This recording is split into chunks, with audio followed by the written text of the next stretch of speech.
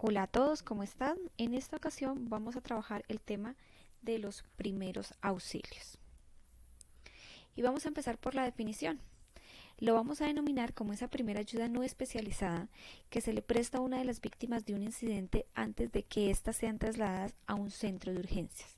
Es el primer apoyo que nosotros hacemos, es llegar al sitio, preguntarle al paciente cómo está, asesorarlo, si ya tenemos un conocimiento un poco más técnico, poder empezar a auxiliar a mi paciente. Ahora, es importante que nosotros tengamos claros cuáles son los objetivos al decidirnos actuar en escena. El primero es conservar la vida del paciente. ¿Listo? Que independientemente de las circunstancias yo pueda mantener a mi paciente con vida. Segundo, evitar complicaciones físicas y psicológicas. Que no hagamos maniobras innecesarias que lleguen a repercutir en la salud física del paciente, que le compliquen su situación actual de salud, y complicaciones psicológicas en el momento del acompañamiento, de hablarle, de indicarle cuáles son los procedimientos que se van a realizar. Recuerden que pues la víctima del incidente, del accidente, pues va a estar con mucho dolor, va a estar angustiada, etcétera, y la idea es que nosotros empecemos a hacerle ese acompañamiento también, no solo lo físico, sino también lo psicológico. Disminuir el dolor, que todas las acciones que nosotros realicemos estén en pro de esta disminución del dolor, que ayudemos a la pronta recuperación del paciente y que aseguremos el traslado adecuado y oportuno del paciente. Cuando hablamos de un traslado adecuado, hablamos de pronto ya de una ambulancia, un servicio médico o alguien que nos acompañe en el traslado y que sepa el cómo se debe trasladar al paciente pues de manera segura y oportuno, que llevemos al paciente donde realmente lo puedan atender. De pronto llegamos, ya muchas veces hemos, digamos que en el susto o en el evento decimos, bueno, el sitio más cercano de pronto es aquí el centro de salud, pero recuerden que allí de pronto no están los insumos técnicos ni el personal humano idóneo para el tratamiento de la emergencia. Ahora, hablemos del equipo de protección personal. ¿Listo? El equipo de protección personal, que son estos elementos, estos equipos de barrera que impiden que nosotros tengamos interacción directa con los peligros que están en escena. Aquí no es solo importante tener presente que existe el riesgo biológico en escena, sino que también existen otros riesgos asociados, como riesgos locativos, eléctricos, químicos, etcétera, que también es necesario que nosotros empecemos a cuidarnos de este tipo de situaciones. Entonces, los vamos a clasificar: guantes de látex o nitrilo para poder acceder al paciente y básicamente tocarlo y atenderlo. Tapabocas con el fin pues, de que no haya proyección o emisión de micropartículas de saliva o de la misma respiración del auxiliador. Monogafas, porque es que en escena vamos a encontrar partículas en suspensión, material proyectado o el mismo paciente, recuerden, pues me puede generar este tipo de, de riesgo. Por ejemplo, un paciente que ustedes encuentren fácilmente puede vomitar y le puede proyectar este líquido, puede proyectar sangre, etcétera. Entonces, la idea es que pues nosotros cuidemos también el medio o la forma como entrarían este tipo de sustancias a nuestro cuerpo. Casco de seguridad, recuerden según las circunstancias de cómo se presente el evento, botas de seguridad, máscaras y en lo posible trajes antifluidos o trajes que no me permitan tener contacto con las sustancias, los líquidos que tenemos en escena. Ahora bien, entremos al grueso de nuestro curso. Signos vitales. Recuerden que un signo vital es una señal de vida. Podemos clasificar los signos vitales en 4 aspectos grandes: pulso, respiración, presión arterial y la temperatura. Entonces, empecemos. ¿Qué es el pulso? El pulso lo vamos a denominar como esa expansión rítmica de una arteria al paso de la sangre bombeada por el corazón. Entonces, es el ritmo que lleva la sangre al pasar por cada una de las arterias. Existen unas cifras que están relacionadas con la edad del paciente. Vamos a hablar que en bebés vamos a tener pulsaciones de 120 a 160 pulsaciones por minuto, niños de 90 a 120 pulsaciones, adultos de 60 a 90 pulsaciones por minuto y el adulto mayor tiene una pulsación de 50 a 70 pulsaciones por minuto.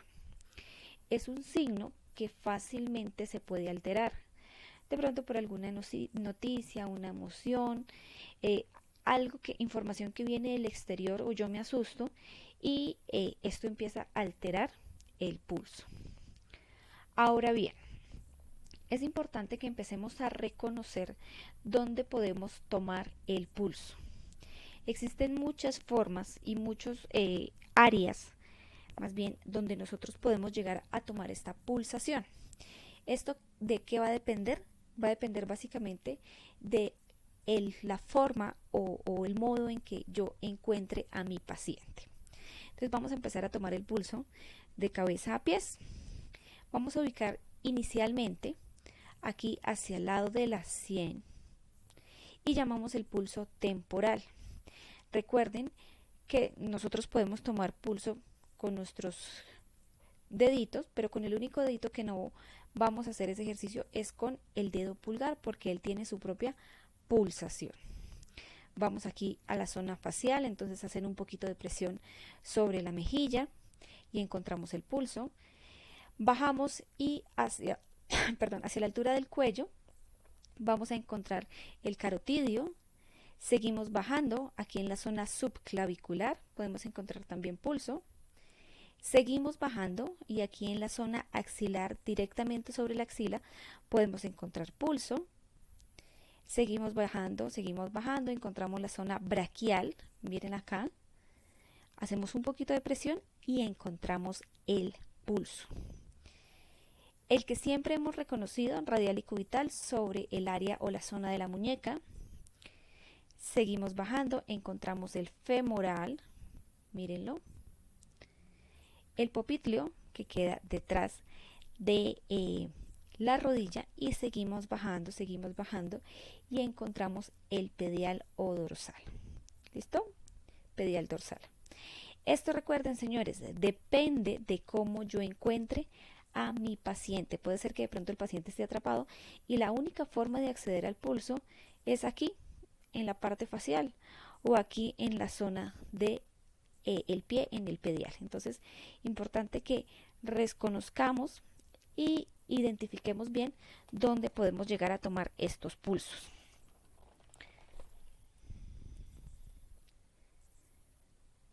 Sigamos.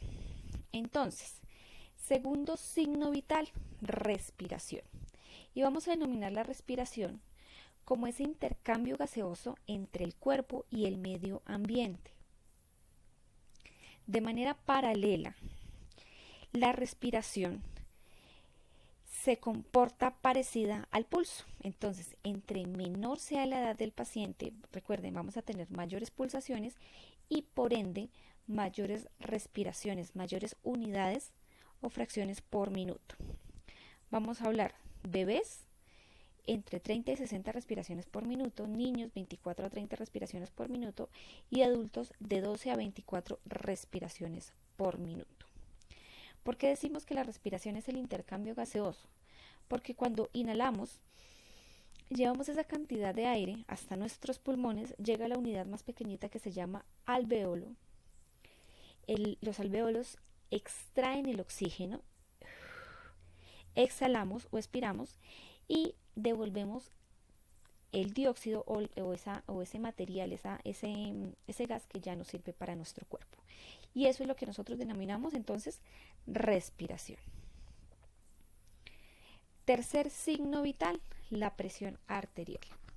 Y la presión arterial la vamos a denominar como esa fuerza ejercida por la sangre sobre las paredes de las arterias. Es el único signo vital que en escena a veces pues es muy difícil tomar porque de pronto no tenemos los equipos o no tenemos la práctica para hacer estas tomas. Pero recuerden que una presión normal para un adulto está entre los 120 a 80 y esta la vamos a normalizar para una persona adulta. Finalmente está la temperatura, que es el grado del calor del cuerpo. Por favor, no confundir la temperatura con la sensación térmica, porque así el día esté muy frío, ¿sí? Resulta que nuestro cuerpo tiene una temperatura en condiciones normales de 36 a 36,5 grados centígrados. Ya si está por arriba o está por debajo, podemos llegar a tener dificultades de salud. Una febrícula entonces superior a los 38, 37, 38, una fiebre moderada de los 38 a los 39 y una fiebre alta pues superior a estas unidades. Tengan mucho cuidado de no llegar a estos extremos 39 y 40 porque ustedes saben, nuestro cuerpo es tan inteligente que lo que hace es resetearse y empezaría un proceso convulsivo. Ya, si lo medimos en el otro sentido, que sea menor de los 36, 35, 34, ya estaríamos entrando en un proceso de hipotermia. Entonces hay que cuidar la temperatura de nuestro cuerpo.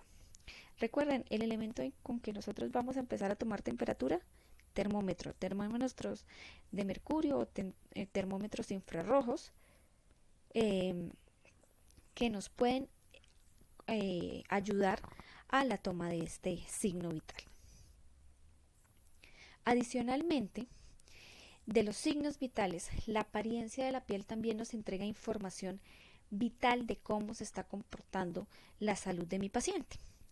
¿Y qué podemos observar en la piel? Temperatura, humedad y color. Primer caso, piel muy pálida. Y ustedes de pronto escuchan a la persona como que, ay, me duele el pecho y se lleva la mano y hace gestos de dolor, que le duele la mano derecha, etc. Entonces lo que nosotros podemos pensar es que la persona está entrando, tiene una hemorragia o está entrando en un posible infarto. Segunda situación, labios cianóticos, labios azulados. Entonces vamos a pensar en un posible compromiso respiratorio. Tercer caso, piel roja, piel seca. Vamos a pensar que es una posible insolación. La persona de pronto está sufriendo un golpe de calor, estuvo toda la jornada por fuera, a la intemperie, y esto ha ocasionado que su piel y su cuerpo se comporten de esta manera. Bueno, entonces en esta siguiente etapa vamos a entrar a manejar el incidente, como nosotros, ya teniendo claro los procedimientos técnicos, cómo podemos ingresar a Arsena y que sea de una manera segura. Y lo primero que tenemos que hacer es evaluar la cena, preguntarnos si el lugar es seguro, si podemos acceder. Resulta que de pronto en escena hay 2 personas y ustedes acceden y allí el lugar no es seguro porque fue un choque de los vehículos y de pronto todavía hay fugas de combustible, etcétera. Entonces el lugar no es seguro. Vamos a indagar qué pasó. Generalmente alguien ya sabe de antemano qué pasó. Y cuando sabemos el qué pasó, podemos organizarnos, ¿cierto? En generar la estrategia del cómo lo voy a atender y organizar mis recursos para poder atender a los pacientes. ¿Cuántas personas están lesionadas? Entonces recuerden, eran 2, pero ustedes inicialmente asumen que solo es una. E ingresan a escena y empiezan a trabajar con la primera persona y al cabo de unos segundos, unos minutos, se fijan que hay otra persona, pero ya ustedes están trabajando con el primer paciente. Entonces necesitan saber cuántas personas están allí en escena para pedir la ayuda a los grupos de apoyo. Vamos a preguntarnos, ¿nos sentimos seguros para actuar? De pronto yo estoy en una situación difícil, psicológica, mi mente está en otro mundo y definitivamente no me siento seguro para actuar. Si es así el caso, es mejor dar un paso al costado y permitir que otro compañero, que otro colaborador me ayude con la atención de los pacientes. Y vamos a preguntarnos si hay espectadores que nos puedan ayudar, ¿sí?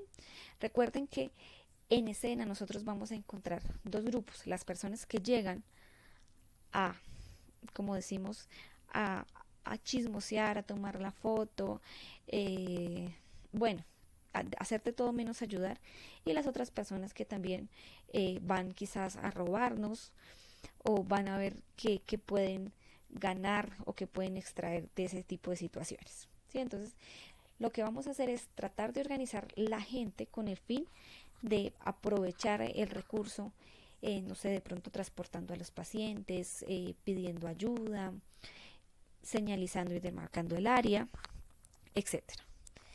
2. Vamos a asegurar nuestra integridad con el uso de elementos de protección personal. 3. Vamos a activar el sistema de emergencias médicas. Y el sistema de emergencias médicas es llamar una ambulancia. Es llamar de pronto a bomberos porque el evento ya se me generó con un incendio o un atrapamiento un atrapamiento con un vehículo. ¿Sí? Las personas quedaron allí atrapadas en el accidente de tránsito. O 3, de pronto me choqué con una vivienda y le pegué a las líneas del gas. Entonces necesito llamar a gas natural, o de pronto se cayó el poste, entonces la empresa de energía. ¿Sí? Entonces la idea es que empecemos a activar, a llamar, a pedir ese apoyo. Y una vez tengamos claro que van a venir esas personas a colaborarnos, sí me comprometo con el paciente y empiezo a trabajar con él. Porque de pronto yo estoy trabajando con el paciente y recuerdo, oh no, se me olvidó, tengo que llamar la ambulancia, pero ya estoy en la mitad del tratamiento con el paciente. O lo atiendo o llamo a la ambulancia. ¿Sí? Entonces recuerden que esto se tiene que hacer previo a la atención del paciente. Si hay muchas personas, lo que yo puedo hacer es delegar esa función a otros y yo ya me voy involucrando con el paciente. Entonces voy asignando roles en escena. Y allí sí inicio la atención de mi paciente. ¿Y cuáles son los pasos para atender el paciente? Entonces lo vamos a dividir en 6 pasos. Primero, evito el pánico. Cuando yo trabajo con pánico, puedo cometer errores. Reviso el sitio, recuerden mi seguridad. Un brigadista, una persona de apoyo vale por 2. ¿Por qué vale por 2? Porque vale por la vida propia y la vida de la persona que está intentando ayudar, socorrer, salvar. Vamos a iniciar con una valoración primaria que generalmente nos corresponde a nosotros como brigada incipiente o como las personas que estamos en la organización. Valoración secundaria que pertenece a los grupos de apoyo, pero es necesario que ustedes conozcan porque muchas veces el tiempo de reacción de la ambulancia es 1 hora. ¿Y qué puedo ir haciendo, qué puedo ir adelantando mientras llega esa ayuda especializada? La estabilización del paciente y ahí sí el traslado del paciente. En muchos eventos empezamos por allí, por el traslado del paciente. Entonces nos llenamos de pánico y decimos, listo, yo lo llevo en mi vehículo, tomo un taxi, etcétera. Y como no he estabilizado y no he controlado, no he prestado el primer apoyo, el paciente de pronto tenía una hemorragia muy grande, una lesión muy grande, y el paciente en el camino se me va desangrando. No lo controlé. ¿Y qué pasa cuando llego al sitio, a la clínica o al sitio de urgencias? Pues que ya es demasiado tarde. Entonces recuerden, hay que estabilizar, hacer un control primero de mi paciente para proceder al traslado. Valoración del lesionado, valoración primaria ABC y valoración secundaria el D y el E. Una mnemotecnia muy sencilla con el fin de que se genere recordación y ustedes puedan aplicarla en escena. A, de abrir vías aéreas realizando el control cervical. B, de realizar una ventilación. O más que de hacer una ventilación es verificar la ventilación. C, de la circulación. D, del déficit neurológico. Y el E, de examinar y exponer. Entonces, vamos con el A, que es abrir la vía aérea del paciente. Depende del tipo de emergencia que se nos esté presentando, podemos abrir la vía aérea. Y si es un evento traumático, tendríamos que hacer apertura de esas vías aéreas, pero realizando el control de la columna cervical, lo que nosotros llamamos la inmovilización. Vamos a hablar del primer caso. Entonces es un paciente que de pronto aparentemente está bien y empieza a sentir como mareo, se me desmaya, se me desploma. Y empezamos a ver que de pronto se evidencia una dificultad respiratoria. ¿Sí? Entonces recuerden, no es un paciente traumatizado. Lo que yo voy a hacer es esta maniobra frente al mentón. Voy a poner una mano sobre la frente del paciente, la otra sobre el mentón y en un movimiento firme abro la vía aérea del paciente. Y es posible que allí me encuentre que hay un elemento que está obstruyendo esa vía aérea. ¿Qué elementos pueden ser? Comida, pueden ser la tapita del esfero que estábamos mordiendo y la tragamos accidentalmente, pueden ser piezas dentales, dientes completos, cajas de dientes, puentes que se caen se van hacia atrás y obstruyen la vía aérea. Y el último elemento que nos obstruye la vía aérea también es la lengua. La lengua cuando se relaja se puede ir hacia atrás y obstruir. Con este simple movimiento ustedes extienden y retiran los elementos que están allí. ¿Listo? Tengan mucho cuidado pronto no meter toda su mano porque lo que van a hacer es llevar mucho más allá ese elemento que está obstruyendo. Entonces lo van a hacer con cuidado, con un bajalenguas, con algún elemento que les permita retirar el elemento. Ese es el caso, pues digamos que cuando no hay elementos traumáticos o cuando no hubo gran cantidad de energía en el desarrollo de la emergencia. El segundo caso, entonces ya es un paciente que de pronto va en su vehículo, choca, accidente con motocicleta, choca, caída de segundo o tercer nivel. ¿Sí? Entonces asumimos que hay compromiso de la columna cervical. Entonces lo que hacemos es inmovilización con el fin de no generar más traumatismos. Recuerde que esta inmovilización necesariamente la tengo que hacer con un inmovilizador cervical. Vamos con el B de ventilación. Y aquí no es dar ventilaciones, no es el famoso beso de la vida que todos hemos escuchado. Lo que voy a hacer es mirar el movimiento del tórax, ¿sí? Que suba, que baje, que se expanda cada vez que la persona respira, inhala y exhala. Vamos a escuchar la entrada y salida del aire. Y vamos a sentir el movimiento de la entrada y la salida del aire. C de circulación. Entonces lo primero que vamos a sentir es el pulso. Recuerden, según lo que explicamos anteriormente, vamos a ubicarnos donde podemos encontrar el pulso. ¿Qué queremos? Que ustedes detecten el pulso, su presencia, la calidad del pulso, si es fuerte, si es débil, la regularidad, si es constante o hay cierta pulsación, pero después como que se va, se pierde, y la frecuencia. Todas estas actividades nos dicen que más o menos hagamos una medición por 10 segundos con el fin de poder extrapolar esa información hacia el minuto, que son las unidades de las que inicialmente estábamos hablando. ¿Listo? Si no recuerdan las unidades, tranquilos. Lo importante es que en escena ustedes verifiquen, ¿tiene pulso o no tiene pulso? ¿Respira o no respira? ¿Está consciente o está inconsciente? ¿Está frío o está caliente? ¿Sí? Esa información es vital, recuerden, para el apoyo externo para los paramédicos que van a ingresar a escena y van a continuar con la atención del paciente. Vamos a verificar el llenado capilar. Entonces el llenado capilar, recuerden, ustedes tienen vasitos, tienen irrigación sanguínea por todo el cuerpo. Entonces vamos a hacer el siguiente ejercicio. Van a cerrar su puño fuerte. Y cuando cerramos el puño y lo volvemos a abrir, vemos que nuestra mano se pone o amarillita o blanca. Pero casi de manera inmediata los capilares vuelven y se llenan y ponen la mano otra vez de color rosadito. Esto es lo que pasa cuando hay un llenado capilar correcto. ¿Sí? La sangre se va, pero al cabo de 2 segundos, 3 segundos regresa. Si ustedes haciendo esto o palpando, haciendo un poquito de fuerza en la mano de la persona, hacen el ejercicio y ven que el llenado capilar se demora mucho, vamos a presumir una posible hemorragia interna. Porque si la sangre no está llegando nuevamente a los capilares, bueno, ¿dónde está? Y por último, vamos a hacer control de las hemorragias, las heridas evidentes que yo veo. Si yo veo a mi paciente que está en el suelo y que al pie de su pierna, por ejemplo, hacia el lado del muslo, veo un charquito de sangre, ya puedo asumir que allí hay una hemorragia, ¿cierto? Entonces lo que yo voy a empezar es a controlar. Lo que yo veo, controlo. ¿Y por qué hablamos del control tan inmediato y tan ya de las hemorragias? Porque es que resulta que la volemia de un adulto está alrededor de los 3 a los 4 litros. ¿Qué es la volemia? La cantidad de sangre que yo tengo en mi cuerpo.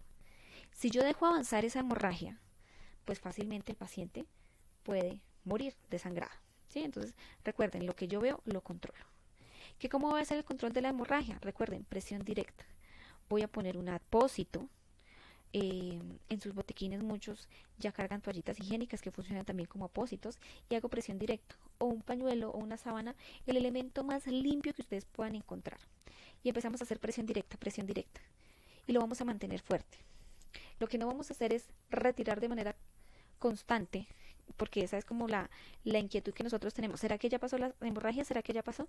Y al estar levantando ese elemento que está conteniendo la hemorragia, recuerden que allí ya hay un proceso de coagulación.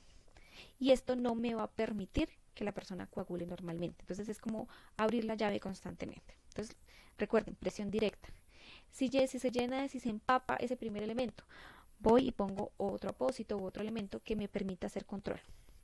Si no, voy a retirar el primero. Si ustedes ven que en definitiva no se está haciendo ese control de la hemorragia, lo que van a hacer es presión indirecta. Van atrás de la herida y empiezan a hacer presión hacia atrás. ¿Por qué se hace esta maniobra? Entonces vamos a hacer el símil entre nuestro cuerpo y el sistema hidráulico de la casa. Allí en el baño se rompió el tubo del lavamanos y yo estoy tratando de controlar ahí, pero el agua está saliendo pues a grandes cantidades, no hay registro allí en el baño. ¿Qué tengo que hacer? Salir de la casa y cerrar el registro general. Entonces este es el ejercicio. Entonces voy a hacer presión indirecta. Hasta allí, señores, hemos trabajado la valoración primaria. Vamos a hablar entonces de la valoración secundaria. Y la valoración secundaria está relacionado con el déficit neurológico, el estado de la conciencia del paciente. Aunque está denominado la valoración secundaria, desde que nosotros llegamos a cena podemos estar evaluando ese déficit neurológico. Porque ustedes llegan a cena y el paciente les dice, por favor ayúdenme, me duele, mire, me caí de la bicicleta, choqué con este automóvil, la moto pasó, me atropelló, etc. Entonces es una persona que está alerta, que está ubicada en tiempo y en espacio. O de pronto ustedes ven en escena la persona que está allí como acurrucada, como ensimismada, pero no porque no pueda hablar, sino de pronto porque el dolor, ella lo está controlando de esa manera. Ustedes se acercan a la persona, hacen una pregunta y la persona responde. Ah, listo, allí encontramos respuesta verbal. Pero resulta que ni les habló, ni cuando ustedes les hablan la persona responde. Entonces tenemos que empezar a buscar esa respuesta. Y esa respuesta la vamos a hacer con dolor. Ahora, tenemos que controlar la cantidad de dolor que le vamos a imprimir al paciente. Recuerden que ya está en una situación compleja, que hay dolor, que hay miedo, pues yo no la voy a someter a algo más intenso. Entonces, el primer estímulo doloroso lo vamos a hacer sobre las uñas del paciente. Vamos a hacer como un pellizquito con mi uña, se ubican sobre la lunita y hacen un poquito de presión. Y allí espichan. ¿Y qué pasa cuando hacen esa presión? El paciente como que identifica y retira la mano. Ah, listo, tenemos respuesta al dolor. Pero resulta que en ese primer estímulo no encontramos respuesta. Vamos a aumentar un poquito la intensidad. Vamos a ubicarnos sobre el hombro del paciente y como si estuviéramos haciendo un masaje, pero aún más fuerte, vamos a apretar el hombro como tratando de hacer un pellizco, pero un pellizco grande. ¿Sí? Allí donde como que se nos acumula la tensión, etcétera, allí es donde vamos a hacer ese ejercicio. Y apretamos. Y buscamos la respuesta al dolor del paciente. Ahora, recuerden que la respuesta no solo puede ser verbal, puede ser que la persona físicamente pues no pueda hablar, es una persona sordomuda. Entonces ella les va a hacer un guiño o va a emitir un sonido de pronto incomprensible o en su estado de conciencia no se puede mover, pero como que movió una manito por allá, un piecito, entonces allí hay respuesta al dolor. Tenemos que estar muy pendiente de lo que la persona está tratando de decirnos. El último estímulo doloroso entonces va a ser sobre el esternón del paciente, ahí como lo ven en la figura. Vamos a sacar nuestro dedito corazón en esa forma, ubicamos el esternón del paciente. Recuerden que el esternón es este músculo, este hueso que nosotros tenemos aquí en el pecho, que une la caja torácica. Es un hueso suficientemente duro, pero también suficientemente sensible para sentir este tipo de estímulos. Entonces voy y hago un poquito de presión. Tengan presente retirar cadenas, botones, accesorios de pronto de la persona que tenga por allí para hacer el estímulo y hago presión. ¿Listo? Allí hago presión y verifico la respuesta del paciente. Si en definitiva, haciendo estos pasos anteriores, no encuentro respuesta de mi paciente, pues asumimos que el daño neurológico cada vez es más grande, que el estado de conciencia se está perdiendo. Y finalmente tenemos el tema de examinar y exponer a mi paciente. Ya habiendo visto, habiendo revisado, pasando por todos los pasos anteriores, vamos a hacer la valoración rápida de mi paciente de cabeza a pies, palpando, tocando al paciente. Aquí la técnica es hacerla pues digamos que suficientemente fuerte, pero tampoco que le vaya a lesionar al paciente, pero que tampoco sea muy pasito, que no identifique dónde está la lesión. Recuerden que cuando yo estoy en una emergencia, el grado de adrenalina de la persona puede hacer que él esté tan alterado que no sienta el dolor y no identifique qué está pasando. Entonces, por eso es importante examinar y exponer. ¿Yo qué quiero encontrar? Esas heridas que no son evidentes, esas heridas que no he visto a primera vista, valga la redundancia, esas deformidades. Hay de pronto un lado del cuerpo o una mano que está más ancha, ¿cierto? O que como que no hay buena simetría, o el dolor, estoy palpando y el paciente dice, uy, sí, ahí sí me duele, ahí está la lesión. Y la simetría del paciente. ¿Listo? Aquí, si es necesario, van a retirar prendas de vestir, van a retirar ropa. Si el paciente ha sido víctima de algún tipo de lesión física, un balazo, alguien lo apuñaleó, etcétera, lo que no vamos a hacer es romper la ropa por esos orificios que se generaron, porque eso ya es custodia del evento. Entonces, empiezo la palpación. Recuerden, empiezo por la cabecita, palpo, no tienen que levantar ninguna, no le van a decir al paciente levante la cabeza, levante el brazo, no. Allí como está, ustedes empiezan la palpación. Entonces, en la cabecita es como si fuera un huevito. Empezamos a tocar suavecito, suavecito, con el fin de verificar hundimientos, abullonaduras, durezas que también se pueden presentar. Y suavecito voy identifico, palpo. Retiro mis manos y verifico si hay sangre. ¿Por qué? Pues porque allí posiblemente hay una lesión. Luego voy por la zona del cuello, entonces voy vértebra por vértebra. Recuerden, aquí no voy a levantar al paciente, no lo voy a mover. En la posición en la que él esté, yo voy a hacer la verificación. ¿Listo? Me voy vértebra por vértebra, que no estén corridas, que de pronto no estén mal alineadas, que tengan su correcta simetría. Si vemos alguna de estas situaciones, asimetría, que hay deformidad, no la voy a corregir. Solo recuerden, quiero detectarla. Me voy por el lado de los hombros, voy haciendo la suficiente presión, le voy preguntando al paciente si le duele. Recuerden que ustedes van contando lo que van haciendo por protocolo. Hacemos la palpación de cada uno de los brazos nuevamente. Recuerden, van preguntando si siente dolor, si digamos que está de acuerdo también con la exposición que están haciendo.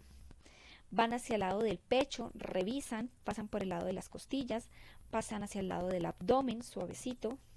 Vamos por los 4 espacios del estómago, con las 4 áreas, la división imaginaria que nosotros hacemos en el estómago. Pasamos al área de la cadera, nos ubicamos sobre las crestas ilíacas, que son estos huesitos que sobresalen en la cadera, y hacemos también la exploración por encimita. Lo mismo que arriba en la clavícula.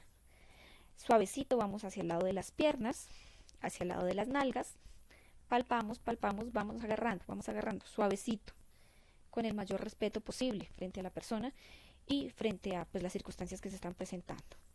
Y exploramos cada una de las piernas, les vamos contando, voy pasando por la pierna derecha, por el lado de los muslos, pantorrillas, etcétera, y llegamos a los pies. La valoración de los pies, por favor, la realizamos por encimita. No vamos a retirar calzado. ¿Y por qué no vamos a retirar calzado? Porque recuerden que el calzado puede estar conteniendo una hemorragia o puede estar controlando una fractura en su momento. Entonces, por favor, no retiran el calzado. ¿Listo? Valoración primaria, valoración secundaria. Allí posiblemente ya habrán llegado nuestros grupos de apoyo, nuestros grupos de socorro y todo lo que hemos identificado desde la valoración inicial, desde la toma de los signos vitales, todos los pasos que hemos hecho, absolutamente todo lo vamos a reportar y le vamos a contar al paramédico, al socorrista que llegó, con el fin de que él proceda con el tratamiento y proceda con el traslado. ¿Listo? La comunicación aquí no se puede perder, porque ese tiempo que nosotros dedicamos con el paciente se perdería. Y recuerden que en una emergencia lo que no tenemos es tiempo. Hasta aquí hemos llegado, es la capacitación básica en primeros auxilios. Espero que la sepamos aprovechar y nos vemos en otro video. Muchísimas gracias. Hasta luego.